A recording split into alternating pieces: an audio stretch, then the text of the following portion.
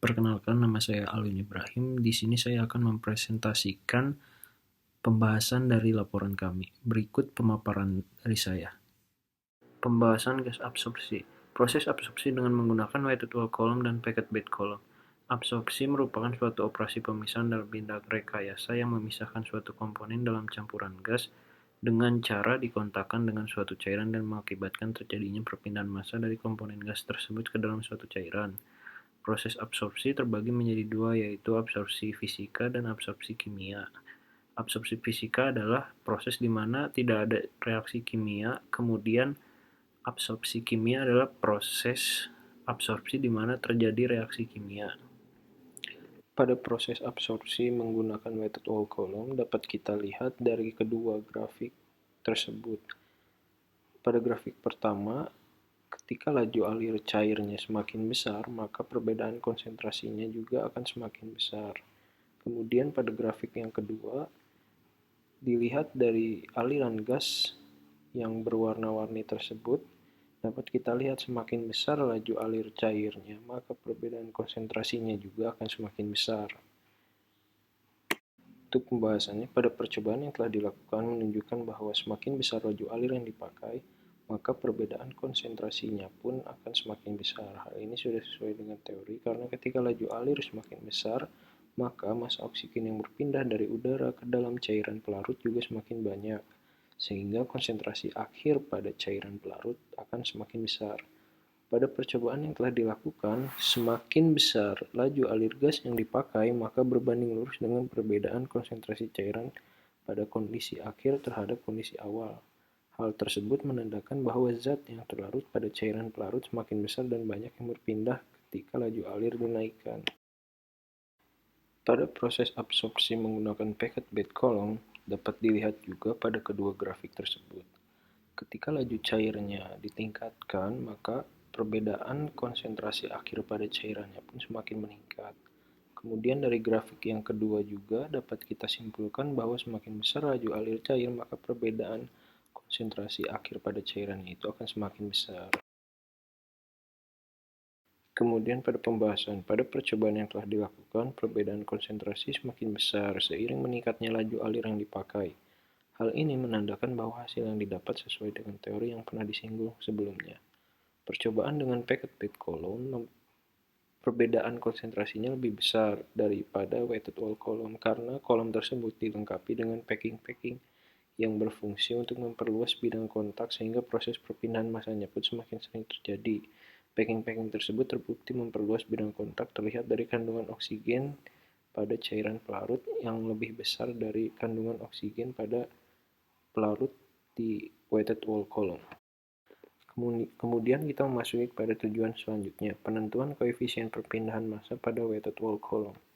Dari grafik tersebut dapat kita simpulkan bahwa laju alir cair dan koefisien perpindahan massa itu berbanding lurus. Apabila laju alir cairnya semakin besar, maka koefisien perpindahan massanya juga akan semakin besar. Terlihat dari grafik yang ditunjukkan tersebut. Berdasarkan hasil percobaan yang dilakukan, grafik koefisien perpindahan massa terhadap laju alir cair pada weighted wall column, hasilnya koefisien perpindahan massanya semakin besar ketika laju alir cairnya meningkat. Koefisien perpindahan massa merujuk pada seberapa banyak massa yang berpindah setiap detiknya. Jadi ketika laju alir yang dipakai semakin besar, maka perpindahan massa oksigen ke dalam cairan pelarut juga semakin besar. Air keran merupakan cairan pelarut gas oksigen yang dipakai pada percobaan ini. Grafik laju alir cair yang semakin meningkat secara berurutan dari 4, 5, 6, 7, dan 8 liter per menit menunjukkan kemiringan yang semakin besar seiring dengan bertambahnya laju alir dan nilai KL yang semakin besar. Tujuan yang selanjutnya adalah membandingkan konstanta perpindahan massa secara teoritis dan percobaan pada weighted wall column. Dari kedua tabel tersebut dapat kita simpulkan bahwa koefisien perpindahan massa secara percobaan itu lebih besar daripada koefisien perpindahan massa secara teoritis. Untuk pembahasannya, berdasarkan hasil percobaan, nilai dari konstanta perpindahan massa secara percobaan lebih besar nilainya dari konstanta perpindahan massa secara teoritis. Perbedaan ini terjadi karena perbedaan asumsi yang dipakai pada saat percobaan dan juga secara teoritis. Pada saat percobaan, konsentrasi oksigen pada air keran dianggap nol nilainya, lalu pada teori tidak memperhitungkan jenis aliran yang terjadi pada saat percobaan. Kemudian, kandungan cairan pelarut pada teori dianggap tidak ada pengotor, sedangkan pada saat percobaan sangat mungkin bahwa pada air keran tersebut terdapat pengotor di dalamnya. Kemudian memasuki tujuan yang selanjutnya. Dapat kita lihat dari grafik tersebut bahwa grafik tersebut menunjukkan proses stripping menggunakan packet bed column, di mana laju alir cair terhadap konsentrasi akhir pada packet bed column. Pembahasannya berdasarkan kurva laju alir cair terhadap perbedaan konsentrasi. Dari kurva tersebut terlihat bahwa perbedaan konsentrasi yang paling tinggi pada saat laju alirnya bernilai 0,75 liter per menit, sedangkan pada saat laju alirnya 1 liter per menit, perbedaan konsentrasinya sebesar 0,7. Hal ini menunjukkan penyimpangan karena seharusnya semakin besar laju alirnya, maka perbedaan konsentrasinya semakin besar. Faktor-faktor yang dapat menyebabkan penyimpangan bisa disebabkan oleh stripping agent atau nitrogen tersebut sudah cukup jenuh, sehingga kemampuan gas itu untuk menyerap gas oksigen semakin berkurang, atau bisa juga disebabkan oleh kandungan oksigen di tangki penampung fluida cairnya semakin berkurang kandungannya, sehingga tidak banyak oksigen lagi yang dapat didesorpsi. Kemudian masuk ke tujuan yang terakhir, yaitu membandingkan ketinggian packet bed column berdasarkan HETP sebenarnya.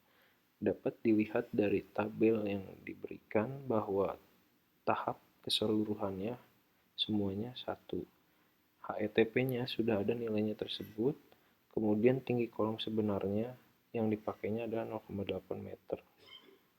Dari tabel tersebut dapat disimpulkan bahwa tabel yang didapat dari keseluruhan HETP bernilai lebih besar daripada tinggi sebenarnya, dan didapatkan pula jumlah tahap keseluruhannya bernilai 1. Hal ini menandakan bahwa proses absorpsinya berjalan tidak maksimal dan kolom yang dipakai sudah mengalami penurunan kinerja yang cukup signifikan. Faktor-faktor yang menyebabkan terjadinya penurunan kinerja diantaranya umur alat yang sudah tua, sudah lama tidak melakukan perawatan, packing yang sudah usang, efisiensi yang menurun tersebut menyebabkan kinerja kolom absorpsinya menjadi tidak maksimal dan hanya membuat boros energi. Hasil yang bagus adalah ketika nilai HETP-nya lebih kecil dari tinggi sebenarnya dan akan membuat jumlah tahapnya menjadi lebih banyak. Implikasinya ketika jumlah tahap semakin banyak, maka proses pemisahannya akan semakin bagus dan efisien. Sekian video dari kami, kurang lebihnya mohon maaf, dan semoga video ini dapat bermanfaat bagi teman-teman dan untuk menambah wawasan kita semua. Terima kasih.